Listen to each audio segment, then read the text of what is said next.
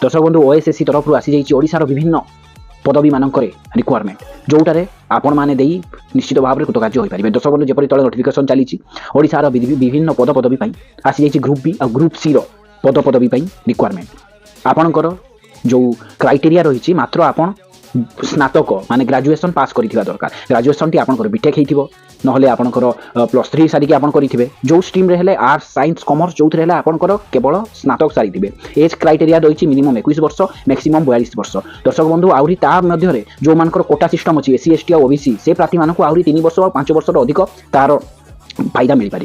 तो जो मैंने एवं आवेदन करने चाहते 19 तारीख रु पोर्टाल खोल आपण मैंने जनवरी 14 तारीख जाई से पोर्टाल रे आवेदन करेंगे। क्राइटेरिया केवल आपन जदि स्नातक पास कर ग्रेजुएशन जदि पास कर तो ये विभिन्न यही पद पदवी आपण मैंने लेट करूँ ना कारण एत बढ़िया सुजोग ए ओडिशा सरकार देती आपण मैंने क्राइटेरिया ग्राफ करने चेष्टा करूँ आउ निश्चित भाव में पाठ पढ़ी जमी आपण मैंने जो मैंने अच्छा क्रैक करने चाहते से आराम से करेंगे। तार रही प्रथम आप प्रिलिम्स क्लियर करेंगे तापर मेन्स क्लियर करेंगे आउ जो मैंने कंप्यूटर जो एरिया रे अछि से कंप्यूटर रे भी स्किल रे देखै 50% एक्वायर करिकी कंप्यूटर और मैथमेटिक्स से को हायर करा जिवो। तो दर्शक बंधु अपॉर्चुनिटी आपण मिस करंतु नाही निश्चित भाव में पाठ पढ़ापढ़ी करी एई अप्लाई करी आपण माने एई पोस्ट को निश्चित भाव में अप्लाई करंतु। वीडियोटी भल लागिते शेयर करंतु आउ कमेंट रे लिखंतु कि आपण को पोस्ट पई अप्लाई करिवे। जय जगन्नाथ।